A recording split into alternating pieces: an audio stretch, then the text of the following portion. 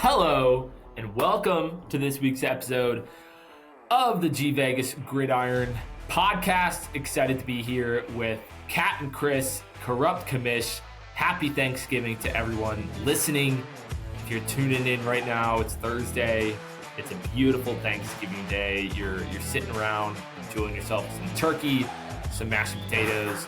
You're trying to make any last-minute trades, any last-minute deals, and shooting for the playoffs, man. That's right around the corner. So that's what this week's episode is all about. This week's episode is special because we're going to kind of reverse from this last week, talk about the trades that have happened, last week's the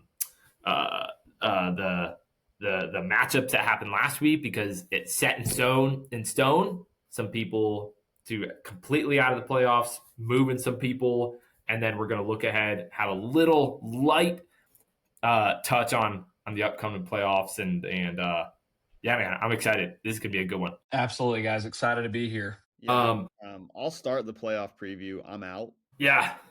All right, we can move on. Sorry, Chris. It is really sad, honestly, because at one point, not at one point, for most of this podcast, it looked like all three of us would be in the same position that Chris is in now. And it's almost surreal that John and I even have a shot at the playoffs at this point. Very surreal. It shouldn't be that way. Like, Man, I would say you have a lot more than a shot. I mean, I feel like you kind of are favored in your situations, in my opinion, to make the playoffs. But we'll see. We'll dive in. Yeah, I mean, I think that's a great place to start. Is, why don't let's begin now in the Deep South Division. All right, let's start with John's division, the best division in football, best division in the league by a long shot, where the division winner is guaranteed to not be above 500. Guaranteed. That's crazy. Which is awesome. And I'm saying this knowing that I have a big shot to be this, but it looks like because of that, we're going to have somebody with a winning record that does not make the playoffs. It's tough. That's tough right there. But in the Deep South, where John is now in the lead right now, in the lead on a tiebreaker nonetheless. So this past week, in week 12, we had a couple of big matchups here that really shaped the situation we find ourselves right now. So I'm going to start with Wes, because that to me was the biggest surprise of week 12, is the Bull City Bots falling for the second week in a row to tank for Arch. And so Bull City Bots, once part of the Big Three, the girls club, and ever since the girls club was given its name, he has dropped to, I think he has shown he wants no part of that club. I think Corbin's the only one that wants to be there at this point, and he is leading the charge. But Wes actually keeps his playoff hopes alive with a huge win against Bull City Bots that nobody saw coming. He's only one game back, and his next game is against Rory, who has dropped 4 straight. And this past week, Rory put up 103. He was projected 150. He put up 103, lost by 70 to the South Georgia Catfish. What a mess over there. Yeah, that's a mess. That Wes getting the win, I think that was actually the most shocking of any matchup from this past weekend. I was just shocked to see the Bull City Bots with Jameis going for 37, but none of his other dudes, like Booty, nothing, Downs, nothing, Nico Collins, nothing. Like those were some shocking numbers. And to see Wes get the win, I hated it because it's like, shoot, I wanted to put Wes just like in the dirt, right? And so, but him getting the dub, that was surprising. Shout out to Wes, honestly, for getting the dub. That was big time. Do you feel like Bull City Bots has reason for concern at this point, having dropped 2 in a row and really not putting up great numbers? I mean, his last matchup in week 11, when he lost there, he only put up 149 and a loss to Mav. So he's like, at least Mav's a good team, but he only put up 149 points last week, 159 this week. I don't know. I just feel like his team's really tapered off a little bit recently. Yeah. I don't I mean, think so. Chris, what do you think, man? He's still fourth in points for. I think you're gonna have bad weeks. I'm not sure how much bye weeks played into that. And I also know you had Jaden Daniels go down. Was playing Marcus Mariota. So personally, if I'm him, I'm not too worried. I mean, knowing him, he's about to ship the team off, but I think he'll be all right. Where what worries me for his team is when it comes to his receivers. His receiving room. Obviously, his running back room is stellar, right? Woody Marks, Jalen Warren, Gainwell is playing well, Achane. But on the receiver side of things, he's got Booty, Downs, and Nico Collins. Yeah. And obviously, you're putting Achane in as a flex or as a running back, and then you're taking one of those receivers out. So obviously, you're taking that into account. But that could be a sore spot over these next few weeks for him. Again, if those running backs kind of are in that 10 to 15 range, which they have been the last couple weeks, he doesn't have a receiver that can go and get 20 or 30 or even. I mean, he's got Nico, but Nico's struggling in that Texans offense. Yeah. I was going to say, like, CJ Stroud's coming back, but even when Stroud was playing, I don't know that Nico's had the year that Brad thought when he drafted him, because Brad was very excited about getting Nico Collins. He moved up to make sure he got him. And I think the piece of this that's sad to me when I look back on it is, had he not moved up, Corbin was going to take Nico Collins in the first round and ended up with CMC. And so Corbin's season, if you think about it, got saved by Brad. And he chose to keep Nico instead of George Pickens. Yes. In that deal. Yes. So he's saved Corbin twice now, because Corbin would have taken Collins in that trade and was able to negotiate, hold firm, and get Pickens. And at the time, everybody said that Corbin got hosed on that trade. He's absolutely won that trade here a few weeks later. Pearsall's no longer on the bots. I think Isaiah Davis was part of that trade. He's not in the bots anymore. I don't even remember what the other piece was. No, I don't know either.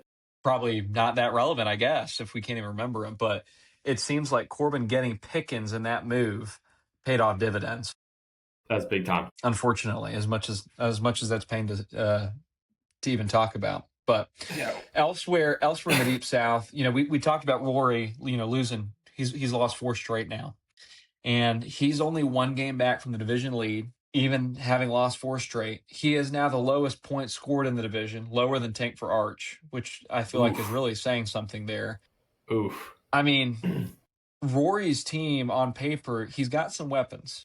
He's got Jamar Chase. Troy Franklin's been much better than people expect him to be. Rico Dowdle. If he didn't have Rico Dowdle, I mean, Rory he would be the favorite for the hot dog bowl at this point if he didn't have Rico Dowdle. That worked out really well for him. Yeah.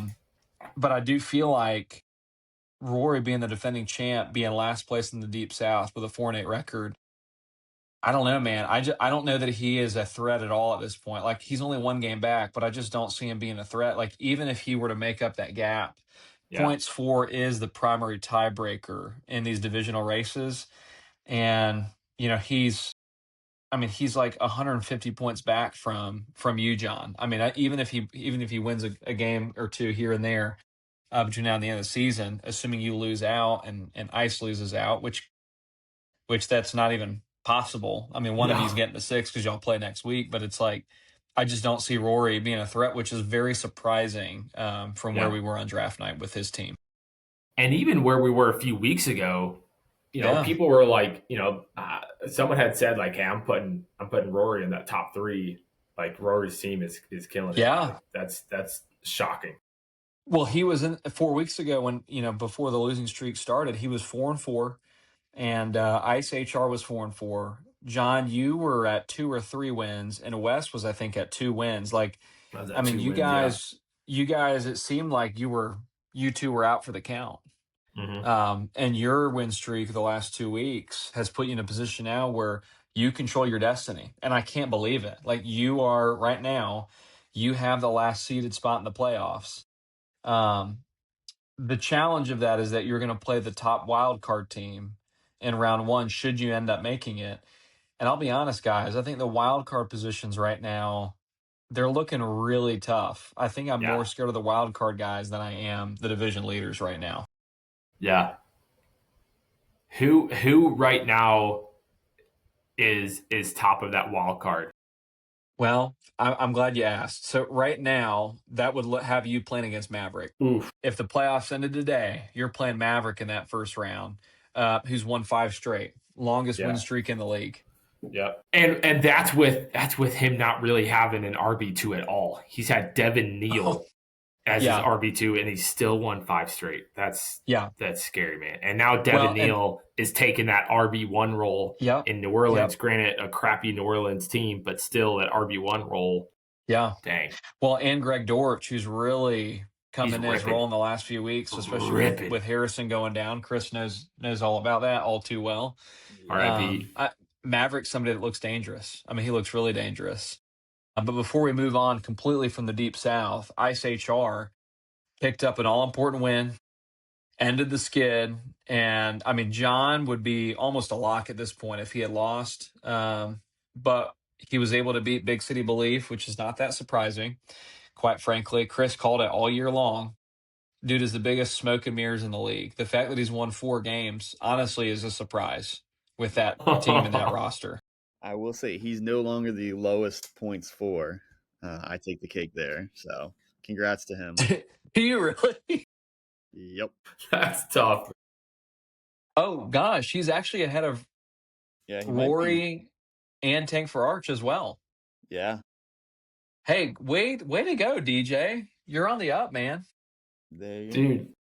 Brees Hall, Chris Olave, DJ Moore, man. DJ Moore, 21 points in his bench. That was tough. I feel bad for him on that one. That was tough. Not that it would have made a difference in that game, but I do feel bad for him. But yeah, I mean, the Deep South, the most open division in football. Yeah. Every team in the division has a shot to win, and has a shot at the playoffs through the division title, which is just crazy to me. But I love it. I love the drama heading into the final 2 weeks there.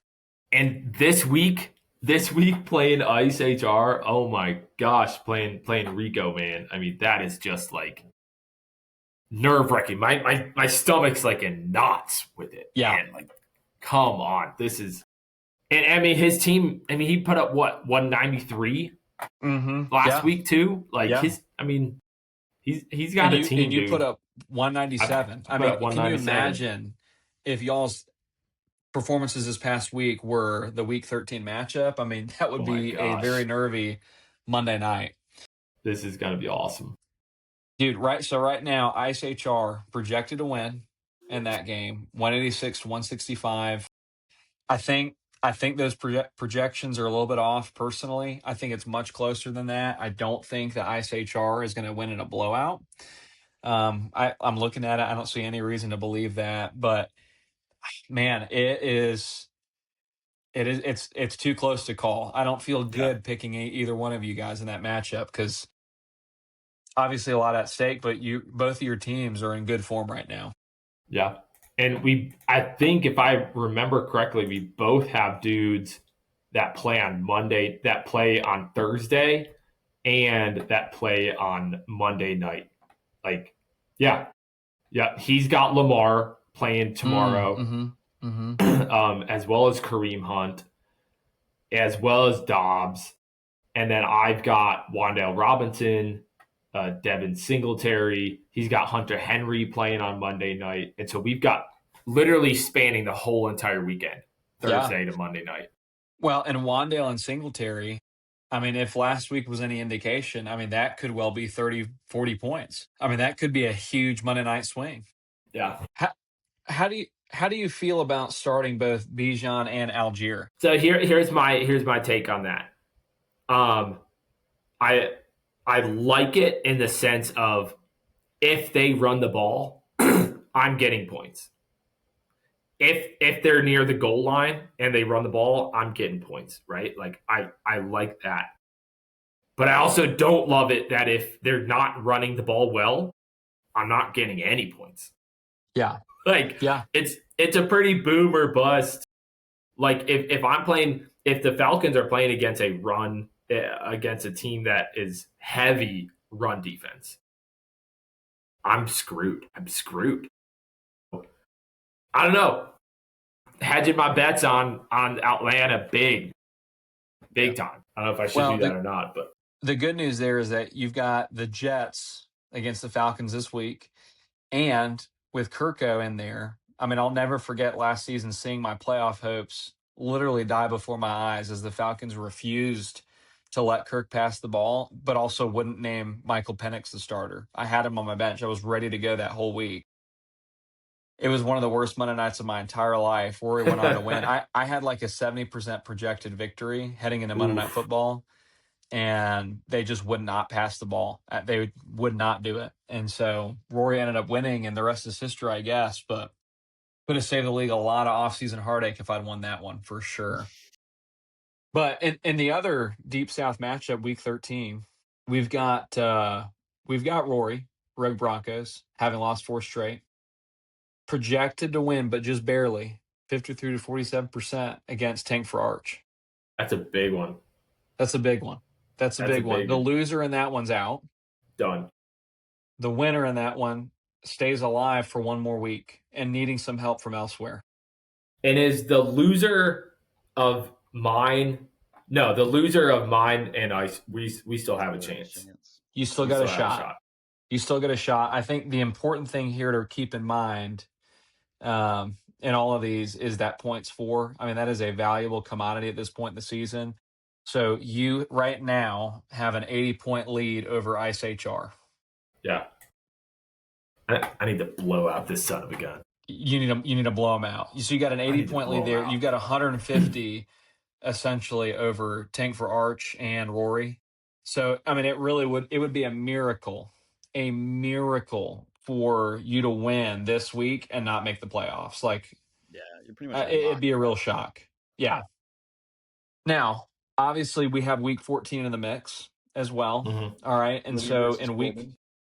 Yep. So the big matchup that if you were at the pickleball event a few weeks ago on Monday night, we had a bet in that one that if playoffs were on the line in the Libby versus the Kims matchup, there was a bet of some kind. John, was it $25 that you owe Corbin if like he knocks you out of the playoffs, and he owes you $50 if you were to have knocked him out of the playoffs? Yeah. I mean, that bet is very much on the table. CMC is off the table in that matchup in Week 14. So John's got a legit shot against a weak Corbin without his best commodity, unless he trades away CMC before the trade deadline somehow, which would be a real shock to see. But, I mean, you never know, especially with him. HR that week plays me. I will say I'm a weakened team in Week 14. So if Ice wins against you next week, I think, I mean, he's not only does he have the advantage on that one, but if he were to lose and you beat Corbin, I think you'd still make it because of that great point difference. But I don't know that I've got it in Week 14 this year. This is crazy.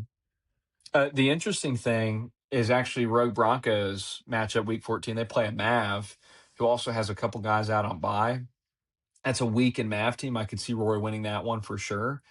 And then Tank for Arch has Children of the Corn, so I don't think, even if Tank for Arch were to win against Rory this upcoming week, I don't see it happening for him. I think Rory has a path. Yeah. But I think it's really between you and Ice. And Ice's only hope is he has to win this week against you, really, is what has to happen. If he doesn't do that, I think it's game over. Sorry, Ice. It's not happening. Big matchup this week there. It's not happening. Chris, if you were to make a bet today on who wins the Deep South. Deep South. It's John every day. I mean, I think I even said it 3 weeks ago. I was like, he's got a very legit chance to make the playoffs. Yeah. And benefits of playing in the Deep South. So do you think that he beats Rico next week or this week? I think he beats Rico, which basically seals it. I honestly think he just Yeah. wins out. Yeah. And he's in at 7-7, which would be absurd. Causing noise in the playoffs, then, boys. Yep. I'm taking you out, Luke. So you're pretty confident on John winning that division. Do you think John wins his first round playoff matchup against the top wild card? Which would be Luke, right? As of now? As of today, it would be Luke. I guess really it's either Luke, Ricky, right, or you. Yeah, Luke, Whoever doesn't win the Ricky. South. I mean, honestly, yeah, but it also though could be Brad. I mean, it could be the bots. And we'll get to the Southwest next, and that might be a good segue. But South Georgia Catfish has a legit shot to win the Southwest now out of nowhere, so it could end up being Brad. Yeah, I don't think so. I think those are kind of all the juggernauts, but I would kill to be in John's situation right now. So. John, would you be happy with winning the division and a first round exit?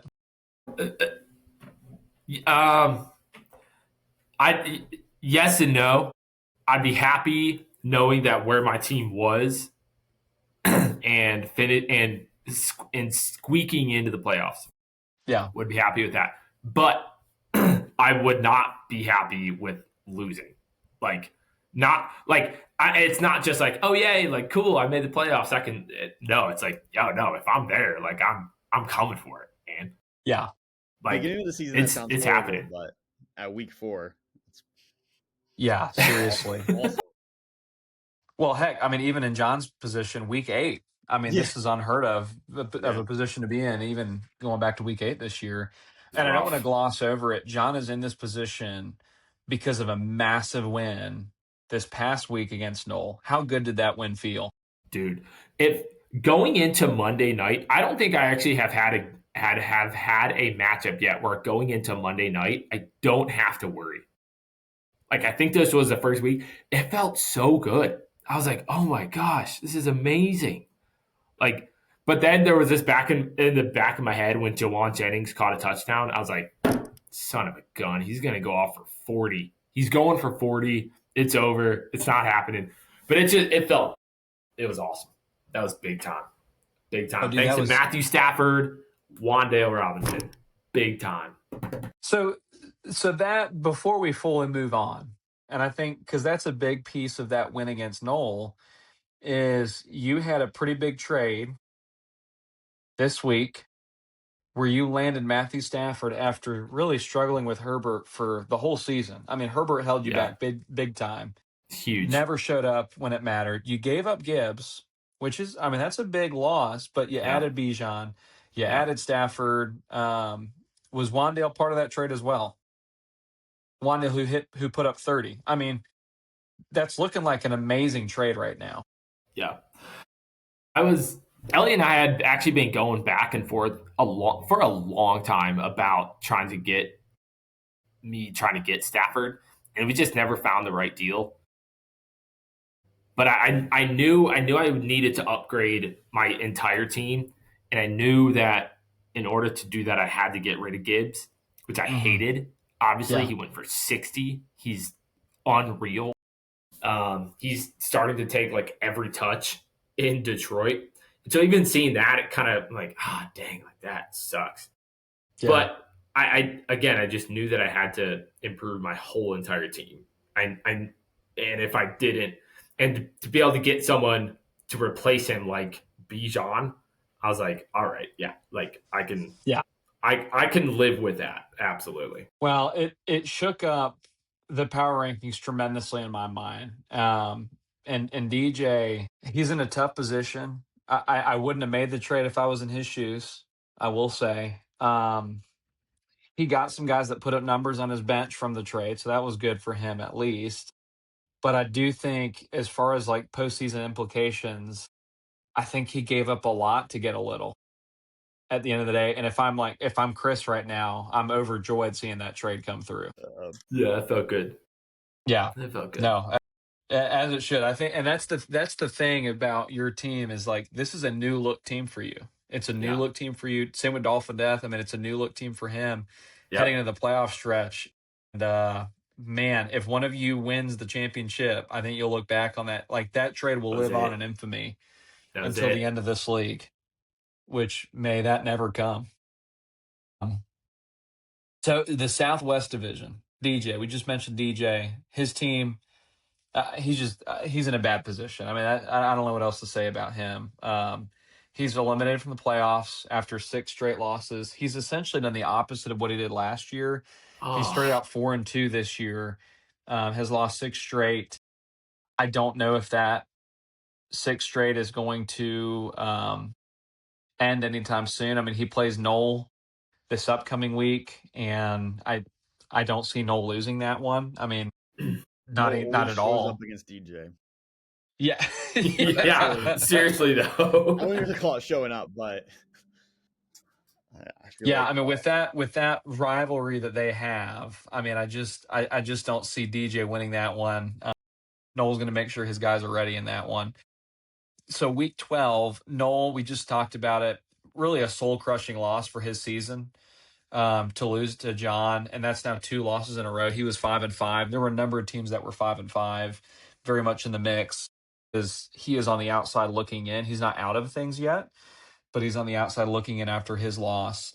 Another formerly 5-5 team, the South Georgia Catfish, Dude. They have a big win streak, 4 in a row since Bob has taken over. Every full week that he's had has been a win at this point. He had the biggest win of the week, 173-103 against Rory. Bob has positioned himself very nicely and has a big matchup coming up against the Bots. He's only 1 game back. If he can equalize that, the point difference there is only about 50 points. So it's doable. It's not easy, but across 2 weeks of the season, that's very much doable for him, especially with the form that the Bots are in. I mean, if Bob continues his trend of where he's scoring and the Bots continue their trend, Bob should be able to make that catch, no problem.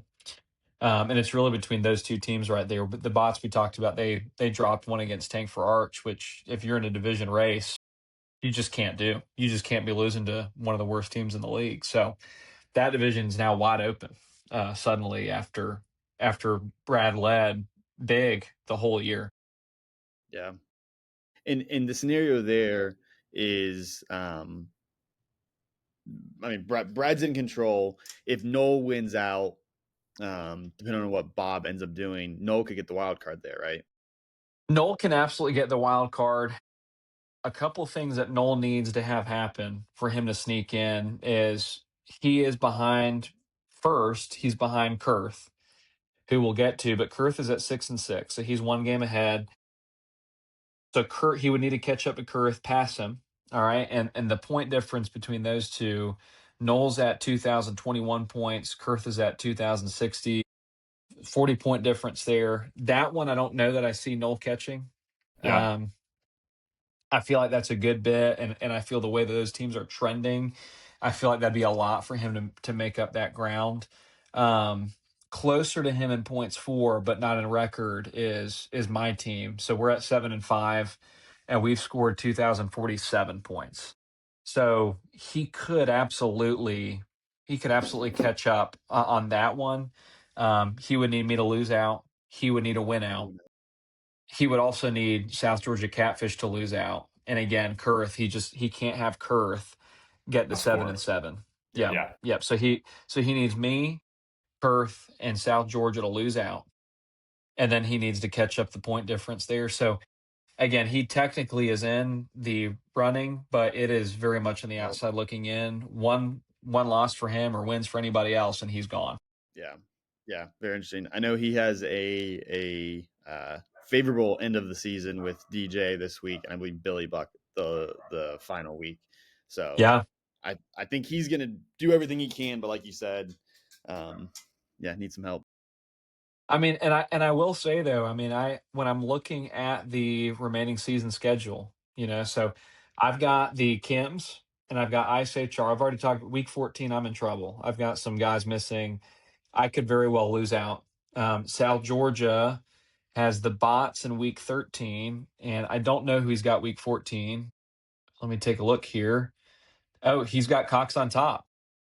Whoa. He's got Cox on top there. So, whoa. I mean, that's something to watch because both me and Bob are holding wild card spots. If Cox on top, were to make up some ground there, he plays Dolphin Death in South Georgia. That South Georgia and Cox on top game in Week 14 could very well decide a wild card spot. And if I lose out and Noel catches up some ground, Noel could sneak in that way because one of them is going to eliminate the other. South Georgia and Cox on top. I hope it's Bob. I hope Bob just puts a nail in Kurth's coffin. I hope so. Which we talked about. We talked about Kurth had that trade a little bit ago where we all thought, especially Brad seems to be Kurth's biggest fan, but this is the best team in the league now. He had some injuries though, and we were worried about, I think I had mentioned at one point during the podcast, yes, his team's going to come through and it's going to come through really well, but if he drops too many before the team gets healthy, he's in some big trouble. And this is the situation we found ourselves in now where his team still, we talked about this a few weeks ago, since week 2, he has not won consecutive games. Wow. And he finds himself now, looking at like he's on the outside looking in, and he's got Dolphin Death, who now, after that trade, looks incredible. And then the South Georgia Catfish, who have one of the longest win streaks in the league. It's not a favorable end of the season for Kurth whatsoever. And with Ibuka, Baker going down. Yeah, yes. And the way that Teddy Bridgewater looked the other night, absolutely horrendous. I could not believe that Teddy has been on an NFL roster this whole season. He looked like he hasn't played football in 4 years. I was so shocked. I think I was actually on my phone, trying to look at trades and stuff. And then they said Teddy Bridgewater, and I looked up and I was like, what? The guy that got last I heard, he was coaching high school football. Yeah. Well, he got suspended from that, so he's got to do other things now. He did. Which, by the way, stupid. That is some of the biggest bull crap. If you need further confirmation that youth sports in America is so jacked up, and these high school sports leagues, they're not in it for the kids. And I've been in the meetings. I've talked to these directors of these leagues at this point. They're not in it for the kids, and it's a real shame. It's a real shame how bureaucratic everything is, including high school sports, which should be something that's just bringing people together. Yeah. Teddy's definitely a better person than a football player. He, no doubt. Maybe a few years ago, it was probably pretty close, but at this point, that ship has sailed as far as his football career. So you're right, Ibuka, his rest of the season outlook looks way different. It was interesting to see Rico in our chat this week kind of compare Devontae Adams to Ibuka. Ibuka, of course, had that huge game the first week after the trade, but Adams has looked much the better player since. It's just kind of hard to believe. It looks like Rico ended up winning that trade after, again, we all thought, and it's been a common theme this season, everything we have thought as a league has pretty much been wrong. Yeah. So all that to say, Noel, believe it or not, we were talking about Noel on that segment, but Noel's path to the playoffs is incredibly thin. And he needs just about everything to go his way. That Kurth and Bob matchup week 14 helps for sure. But if they both pick up wins in week 13 against Dolphin Death and Bull City Bots, again, unlikely that they both win those, but if they both do happen to win them, it opens up the door a little bit more. I think something that's really interesting about Bob's team, because I really like Bob's team, he's been balling, is his running back too right now is Zonovan Knight in Arizona, who's been playing really well.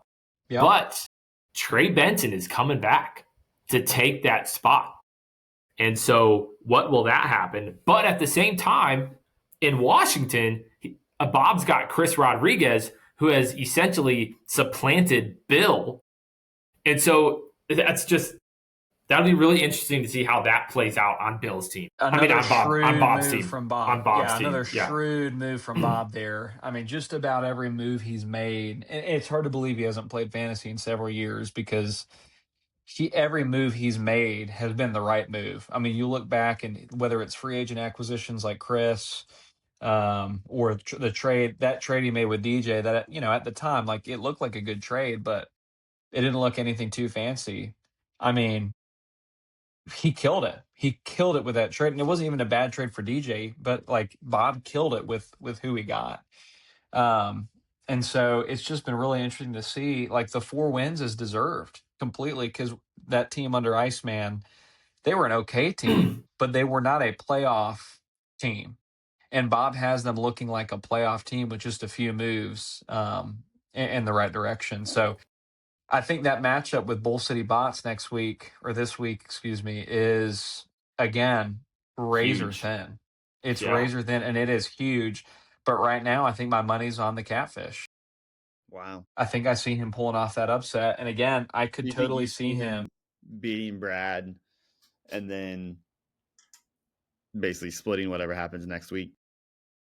I think so, man. I think so. So week 14, like, that matchup with Cox on top. And again, like, that's the big question mark for me. I think he beats Brad.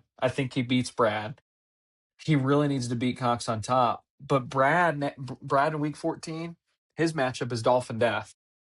Oh, so brutal. It's like, dang, whoever wins next week, I mean, there's a good chance that both of them lose week 14. I mean, there's a good chance that both of those two lose week 14. The winner of next week is so big, and win or lose, whatever happens week 14, you just have to outscore your opponent and match the result. You could both lose, but outscore, and you could claim the division on week 14 with a loss, which is wild to me. I mean, it's crazy that it's worked out this way, but we could have ourselves in that situation. And Bull City Bots are projected to lose week 14 as of right now to Dolphin Death. And Bob is about 50 points back from Brad. Yes. They have a little bit of ground to make up on, but if he can beat Brad, then obviously he's going to score more than Brad. And then, that would be wild. It would be. Yeah. And the other thing here too is, I'm looking at Kurt's team on week 14. Kittle's out. Tracy's out. Lenoir is out. Jameis Winston out. And that means Jackson Dart's out too. So okay, guys, this is actually pretty massive. So John's backup QB right now is JJ McCarthy. Oh. So week 14, oof. I'm no longer going to say that Bob has to outscore Brad. I think Brad loses to Dolphin Death. Bob has to win week 13. And I think he is pretty much, looking at this, he's almost guaranteed to win week 14. At that point, if Bob wins out, points don't even matter. He's got the better record. That's insane. John's in trouble week 14 unless he picks up a QB before the trade deadline. I don't even know if he's aware of this predicament that he's going to be in. Too much national defense study for him. Too much national defense study. Didn't John have Trevor Lawrence at one point? Didn't he just trade for Trevor? He just traded him away and acquired JJ McCarthy. Oh, now maybe this was John's strategy. Looking at it, McCarthy's matchup is the Commanders. Yeah, I don't believe in McCarthy. Sucks. He does suck. If any defense can make him look decent, it's the Commanders' defense. It's just a matter of who sucks more. Is it McCarthy or Fortunately, that is very true. So I guess something to watch. I'm still buying Bob, though, in that matchup of week 14, Bob versus Kurth. Yeah. And to note, Bob's defense has, I mean, if I'm reading this right. Oh, never mind. I'm reading that wrong. Forget what I was going to say. That's a bummer. That sounds like it would have been a great point. Scratch it. Now, all right. So we've talked a little bit about the Southwest. At the end of the day, though, Chris, who's your pick to win the Southwest division? Southwest. I mean, after talking about that, I really feel like I'm agreeing more and more with you. I think it's Bob. I think he has a much cleaner path than Brad. But who knows? Brad's pulled out some big wins. So if Brad can pull off the win here, then obviously it gets a lot clearer. But man, I want it to come down to points for with like a point or two that could go either way, Yeah. and you have a stat correction for the playoffs. Oh, Hollywood. That would be Hollywood. I am only rooting for chaos at this point forward. So that could be something. John, what about you? Who's your pick to take the Southwest? Honestly, with the way that Bob's team has been playing, and with the way that Brad's team has been playing, and looking at the schedules, my goodness, I like Bob's team here. I like Bob's team. As much as this is going to sound crazy to say, Caleb Williams, he's playing pretty well in Chicago. Yeah. He's playing well. The Dude, Bears Ben are playing Johnson. well. Ben Johnson. He is. Ben Johnson. And, like, look, if we were to just compare the two rosters, Brad's roster outshines, I think, Bob's roster. It does. But his dudes are showing up. Brad's dudes are not showing up. Yeah. Give me Bob's team, man. There we go. I love it. So we're all in agreement on that one, which means we're all going to be wrong. Brad, congratulations. Kiss of death. Brad could just clinch the Southwest. I also think that's a little bit of a competition. We were calling Brad for so long the best rookie of all time. I think Bob's taking the hat. And if he's able to win the division, I mean, it all but seals that. Dude, coming in mid-season with someone else's team and being able to do what he's done with it, like that's rookie of the year material. He's won four straight. Yeah, I think. In fact, I think that is. We might need to add that to our website. Hall of Fame is Brad's rookie of the season campaign. That is mad impressive. Yep. Bob's rookie. Bob's rookie, not Brad. Sorry, not Brad, who has yet to make the playoffs in this league. And who still might not. Who still has a possibility of not. Oh, that is hilarious. Okay, That's so wild. Moving on to the Southeast division, excuse me. So this playoff preview is going to be a little bit quicker. Yeah. Monday night comeback, Chris. I hate it for you. 4 losses in a row, injuries galore, lowest scoring team in the league. I really am just praying that you win a matchup in week 15, 16, or 17. Just one. Yeah. You just need one win. By the way, Chris's computer may have died, it looks like. He may be back soon. So we'll cover this next segment without him, I guess. Yeah. Which maybe his computer dying as we began talking about his team a little bit. What a coincidence there. A little symbolism. I was about to say that is so symbolic of his of his season, man.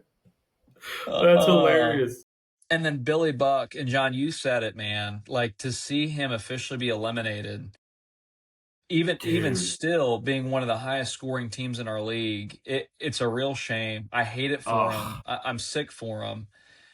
That being said, I'm thrilled to have beat him this past week. Like, that was a matchup that I had that looked like a banana peel for sure, where on paper it's not a good loss to lose to a team that's 4-7, but with his team, he's a much better team than 4-7. It's not a bad loss, but like I was thrilled to be able to come away with a win in that one, because I didn't think we had the juice to beat him, but I'm so glad we did. And especially, I mean, like at one point on Monday night, you said, I don't like this. They're just going to hand the ball off to Kyron Williams, and he's going to go off in that second half. Yes. And he only finished with like 6 points or 7 points. Yeah. But they were up so by shocking. 20 points at half or something like they were that. Huge. And they still, I don't get what happened in that one that led to Kyron scoring such a low amount, but it saved that game for me, because Bryce ended up not doing anything. And my defensive guys, though, did show up, I'll say, in a big way. I'd added a few new guys, Nick Scott being one of them. He had a great game. Mustafa on San Francisco had a great game Monday night to secure that win. But, man, I mean, Jose, I hate it for you. I know that your team is not going to be in the toilet bowl or the hot dog bowl this year. Like, there's no doubt in my mind that Jose will not be there. I mean, he's guaranteed to win at least one of those 3 weeks. I mean, he's got to, right? I mean, he's got his team, his I don't get it. I don't understand it. Like, Well, but there's no way. It's just so sad.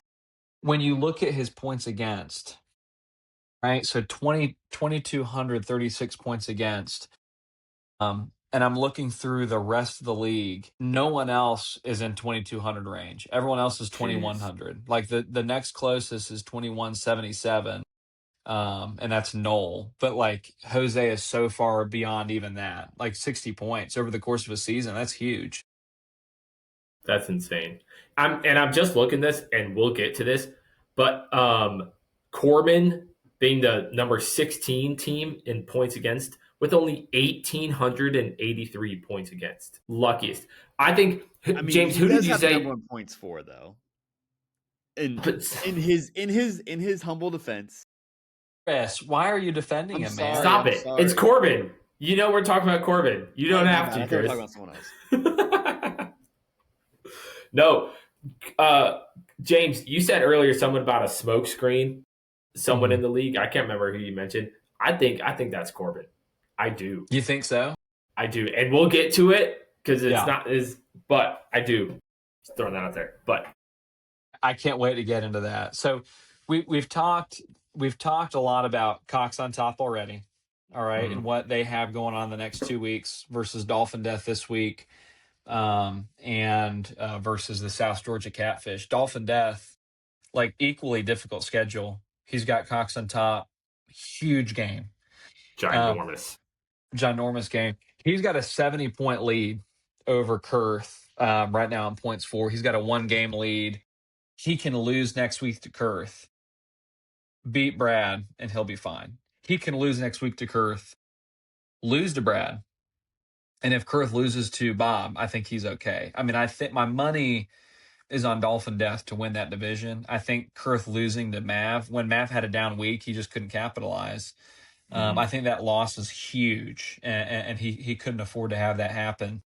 So I think the path for Dolphin Death is much more likely than Kurth. And unfortunately, just because of the way things are playing out, I mean, that Kurth, even as a wild card right now, is on the outside looking in. And he's got a great team. There's no doubt about it. He's got one of the best teams roster-wise in the league, but they like I said earlier, they can't string together consecutive wins to save his life. Yeah, definitely. Definitely give me Dolphin Death in that division. I mean, and with the addition of Zay Flowers and Gibbs too on his team. Again, wild card though being Josh Allen. Which Josh Allen are you getting? Are you getting 50-point Josh Allen? Because if you're getting him these last few weeks of the season and going to the playoffs, nobody stopped. I don't know who's going to stop Dolphin Death at that point. But if you're getting 10-point Josh Allen, well, and that's where I think when you look at the matchups though, so Josh Allen's got Pittsburgh and Cincinnati. Like those are massive. Those are massive. Concerning to me for Josh Allen is week 16, the semifinal. He's got Cleveland at Cleveland. I don't see Josh Allen playing well in that game, but I could see Josh Allen putting up 40 points in both weeks 13 and 14. I mean, just those matchups against Pittsburgh and Cincinnati. I mean, those could be really, really good matchups for him. So I think that bodes well for Dolphin Death. And we know Jahmyr Gibbs is going to have a good end of the season. He's got Green Bay and Dallas. That Dallas matchup week 14. Oh my gosh. If he put up 60 on New York, I mean, I think he at least puts up 30 against Dallas. Yeah, easily. So Parker Washington's looking great right now. I mean, just the only thing that he doesn't have right now, Ramondre Stevenson would be concerning to me at running back 2. But like in his flex, he's got Pittman, DK. I would kill to have those guys in my flex. And Montgomery on the bench, Trey Tucker on the bench. Like he's got weapons. It just is a matter of like you guys said, is Josh Allen going to show up? I think he does, and the matchups are favorable. But if he does show up, I think Dolphin Death, I think he should win out. Yeah, I agree. Chris, who's your pick to win the Southeast? Yeah, definitely Dolphin Death. I mean, I don't really see a path for Kurth at all to win the Southeast. yeah, I mean, just too strong. Dolphin Death, that is just too strong to really open that door for anyone else. Yeah. Well, and it's a shame too, even looking at it, Billy Buck has outscored Kurth by 30 points. Yeah. Jeez. I mean, that's just tough. That is just really, really tough to see, because that could have been, you look at the points there, that could have been an incredible dramatic finish with all three of those teams in the mix coming down the stretch. I hate that it played out that way. Yep. All right, John, moving on to the South Division. Leader of the South right now, Mr. Smoke and Mirrors himself, the North Korean Corn Cob Kims. Take it away. Smoke and Mirrors. I honestly think it's a Smoke and Mirrors team. Like, he's got, yes, he's got CMC. Absolute. He's giving you 30 plus every week. That's a given. But after that, who do we got? Bayshaw Tootin. He's starting at running back too. JMO, who is the ultimate boomer bust. Ultimate. And chances are he's going to bust. He will. Rashee Rice, yeah, he's playing well, right? Goddard in a Philly offense who, right? Like, you got Jordan Addison, who the heck is throwing Addison the ball? Is it JJ? Yeah. Is it Brosmer? Is it who's throwing? And if they are throwing Addison the ball, that quarterback sucks. And then, yeah, you got George Pickens, who's playing well. And then defense, he doesn't give a lick about defense. And so he's not going to score any points on the defensive side of things.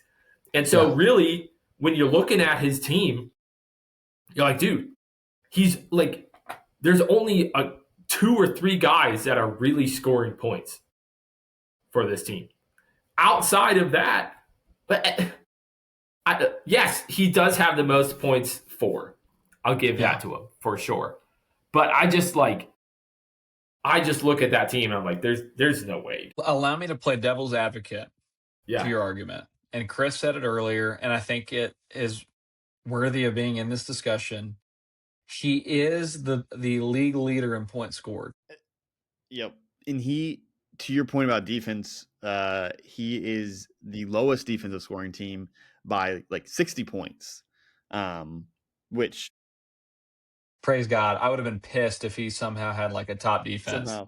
Which, like, the top defensive scoring, probably half, is within under 50 points. So just to show you how much that lead or decrease is in defensive points. It's crazy.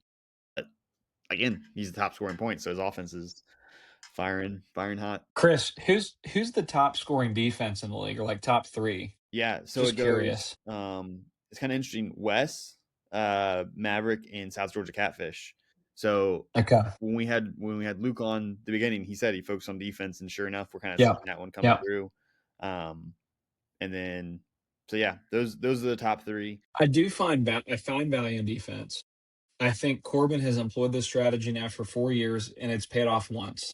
I don't think it's a good strategy. I'm looking at his bench. Like, he's got 3 spots that are empty on his defense right now, and yet he's got guys like Ray Davis, who's probably had like 5 carries all season, Will Shipley, who's RB3 or 4 in Philadelphia now, Jaden Blue. He went and traded for Caleb Johnson. Caleb Johnson, who hasn't touched a ball since week 4. Michael Carter, who in the Cardinals running back room is RB3. And then he just added Devon Valet in the, Saints wide receiver. I mean, whatever. And he's got Taj Brooks and Torrey Horton on IR. But like, I just don't find the value in stashing those guys when you're leaving points on the table. And, he made the comment earlier in the season that he couldn't believe he lost to Maverick week 1. And we're all like, well, you didn't play half your defense. Like, I don't know why you would have thought that you would beat a competitive team week 1 when you don't field a full team. So I think it's interesting that it's, it has paid off this season, but it hasn't overall. To John's point, that's where I think some of the smoke and mirrors come in. I don't think it's a good strategy However, I think his roster pieces this year worked out tremendously. But like, how different would we be talking about his team right now if, say, he had gotten Nico Collins in the first round versus CMC? Yeah. That's a season-changing pick. Yeah. Huge swing. Like, and then the strategy is foolish. But because he's winning right now, and now it's great, but like he was very close to, to not having CMC. And he's still only one injury away from, I think, being in a tough position. As many running backs as he has rostered, those guys aren't putting up points. Even Bashaw Tootin has not been able to overtake Travis Etienne, which that was kind of the expectation before the season. He was one of those guys that could overtake, and he just hasn't been able to do so with that. So it is interesting. I think the Kims are a good team. I think they are a playoff favorite. I think they should be challenging for the championship, or else it's a busted season. But I do think that this strategy does not work more often than it does work. Yeah. I think he got saved by CMC a little bit. I think he plays our redraft league as if it's a keeper league or a dynasty. And if we ever played a keeper or dynasty, I'd be very scared of him year over year. But we'd be screwed. That all the guys that show a little bit of glimmer this year are going to go back into the draft. Yeah, glad it worked for him this year. But Ricky brought up. Yeah, go ahead. I was going to say, go ahead. That Chris. being said, for this year, I hate to say it, but he's kind of the favorite. Unfortunately, I think he's going to lock down his roster, hopefully field a defense going in the playoffs, and yeah, he'll be the team to beat. Ricky said it I'm riding the fence now. I'm actually pulling a Corbin. Well, on the one hand, but on the other hand, Ricky mentioned it in the chat. Corbin over the last few weeks, so he's on a 4-game win streak, which, by the way, the South Division has a 4-game win streak in Corbin, a 5-game win streak in Mav, and a 4-game win streak from myself, which I'm very, very thrilled with. Corbin in the last 1, 2, 3, 4, 5, 6, 7, 8, 9, 10, 11 games has lost 1. It was to Ricky. Okay, Ricky put up 185 that week. Since then, he's conceded 142, 145, 162, 109. And when you look at the whole season as a whole, teams have put up 180 points or more on Corbin just twice. One was Rory and one was Ricky, and Corbin beat Rory. But it's not often that teams are putting up numbers against him. And so I do feel like when I look at the scores that he's put up himself over the last 3 weeks, 165, 179, and 159, and he just lost Drake London for JMO, which is a bad move. I do feel like he is asking to be upset once the playoffs get here. He's obviously the best team in the league right now, and he will finish as the number 1 overall seed. I'm not arguing that whatsoever. But I think once the playoffs get here, I could absolutely see him being upset as early as the first round in the playoffs. It's not like a Noel, like several years ago where Noel was the number 1 and it was like, okay, like, and I know Noel did end up losing the first round, but like that Noel team was the best fantasy team I've ever seen. This is not that.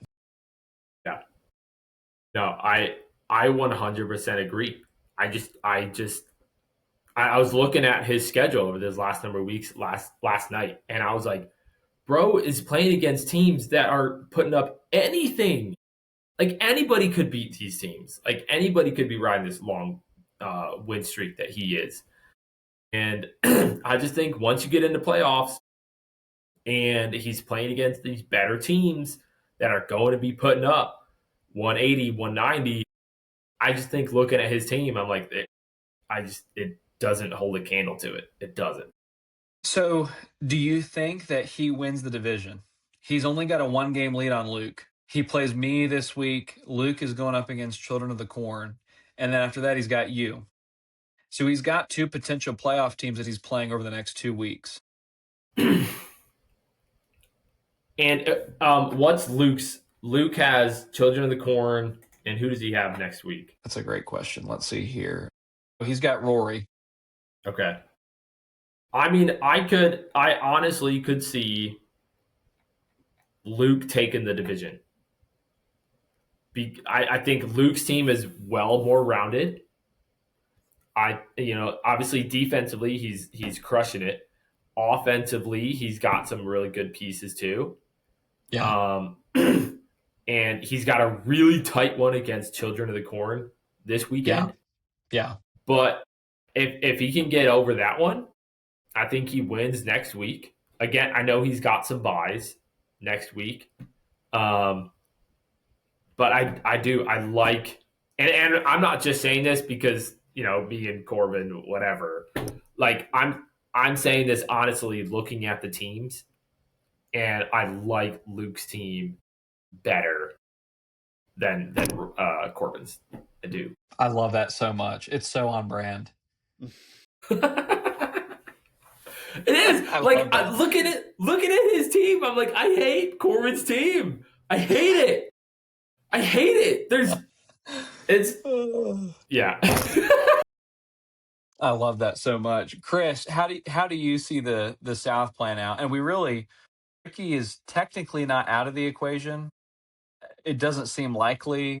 I mean, if he beats Maverick, though, he's got Tank for Arch in week 14. So that is on the table that he could challenge if Corbin loses out. But yeah, like I said, I really think Corbin's going to take it.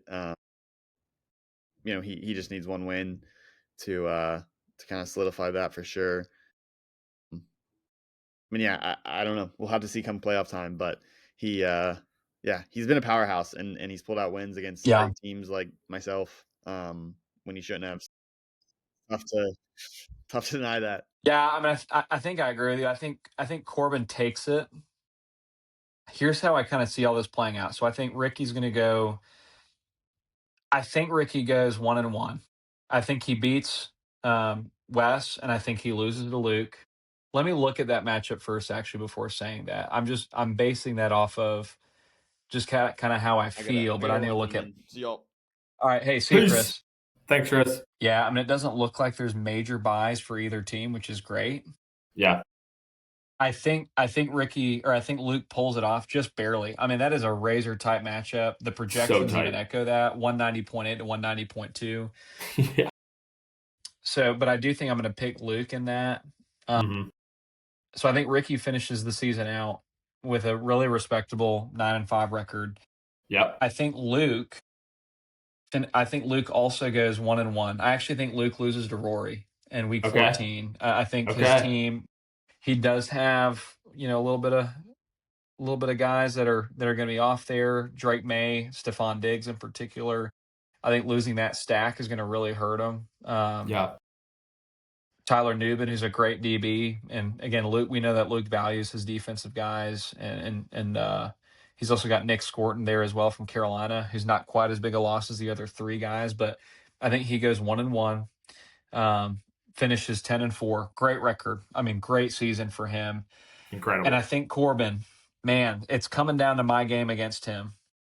And I said it before, I think before the podcast.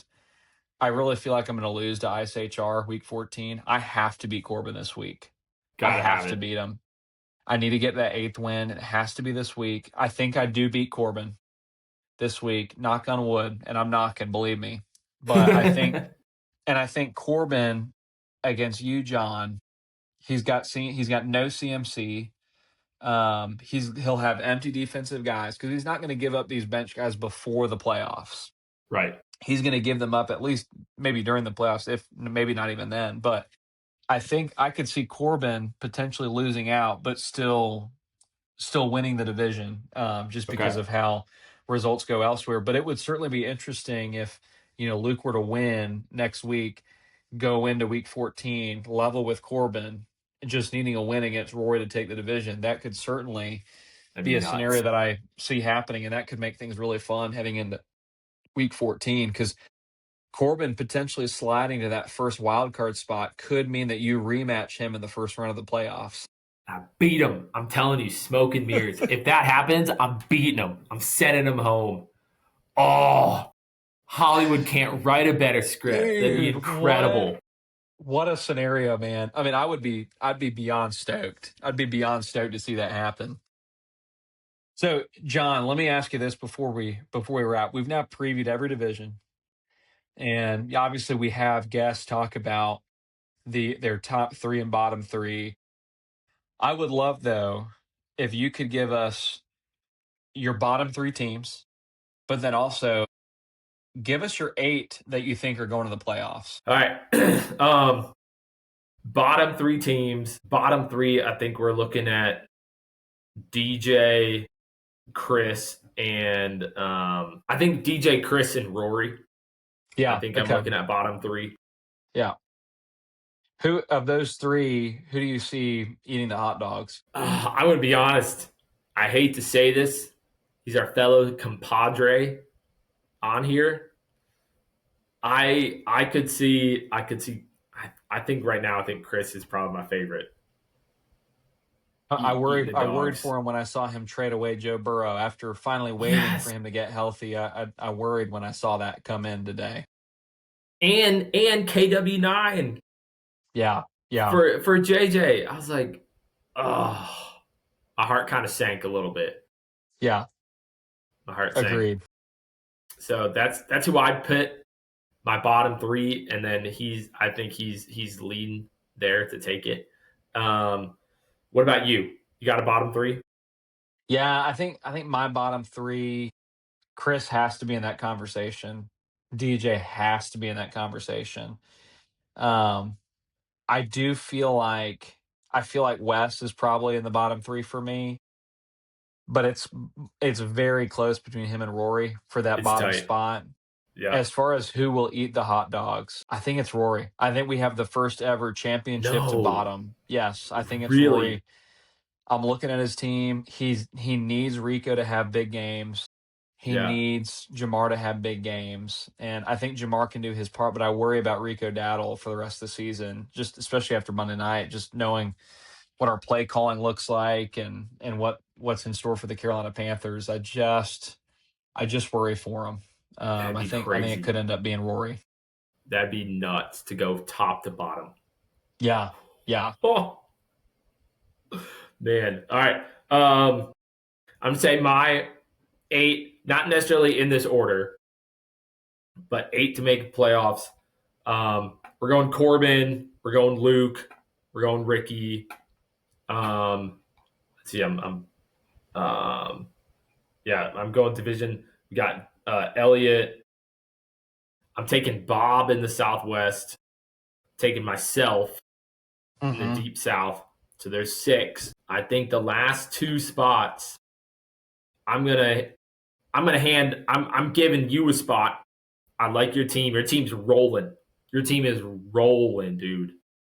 I like it. I like I mentioned beforehand, before we started recording, you got JSN and CD.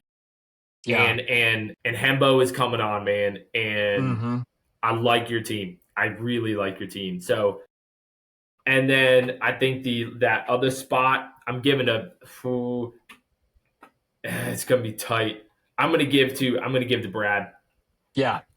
I think his team, I think with his running backs, I do think he ends up squeaking in and getting in. So those are my 8 to get in. Yeah, I agree. I agree with those 8. I think those are the right 8.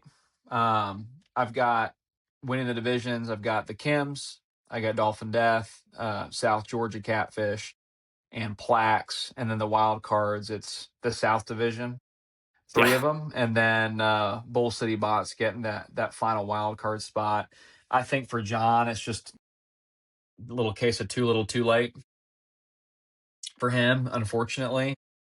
But there's a lot of close matchups. We've gone over the matchups that remain in this season. There's a lot of matchups that I would say are like 55-45, even 50-50.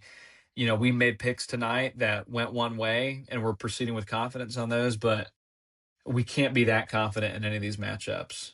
Dude, heading into these last 2 weeks of the season, like, there's so much that, like, if this happens, this happens, this happens, this person can move, this person can move. Like, there's so much riding on so many of these matchups going into the last 2 weeks of the season. It's kind of wild. Dude, it's scary. As someone who's like one of the lower level wild card spots right now at 7-5. I mean, I'm last place in my division.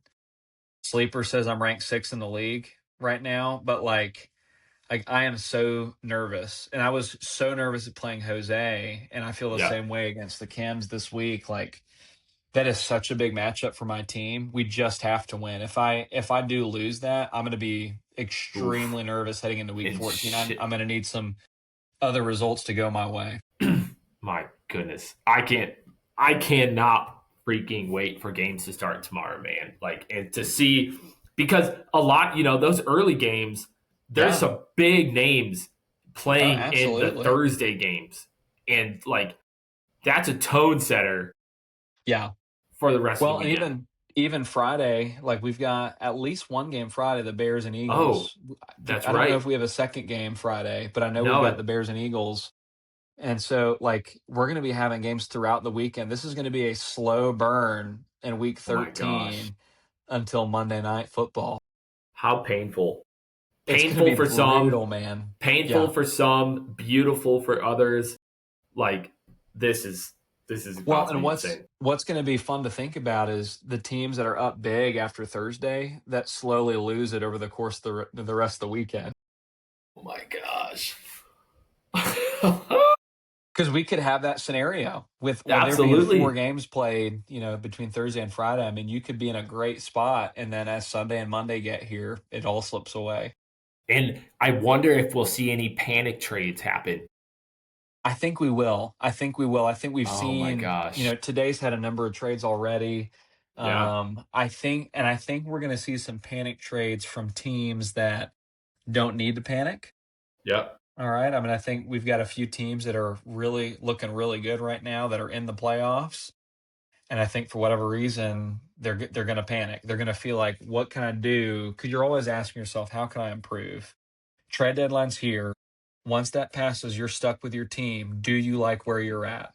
And that's a scary answer. Be careful answering that question. Do you like where you're at? Because if you make it realistically, if you make one right move, if you're on the verge and you make one right move, you've now won the championship. If you don't make that move and you stay where you're at, no one cares whether you finish 2nd through 8th. Making the playoffs isn't enough. Like, you're only remembered if you win it. That's right. So it's just all those questions are lingering. I think we see a few more trades before the deadline. I think the league gets to 30 on the season. Let's do it. It's going to be a wild few days, both in terms of matchups and trades. I can't wait. Oh, I can't wait, man. Dude, I'm stoked. Is it Thursday yet at 1 p.m.? Oh, come on. I mean, Thanksgiving's great, but this is awesome. This is way better. Like, this thing will be absolutely attached to me over these next few days. It usually is, but even more so. Even more so. This is going to be incredible. Oh, yeah. 1,000%. Sweet. Dude, this was awesome. Appreciate you, man. Happy Thanksgiving, brother. Dude, happy Thanksgiving to you too and everyone else in the league. Love you guys, and I'm grateful we get to do this every year. This is awesome. This is what fantasy football is all about. Amen. Peace.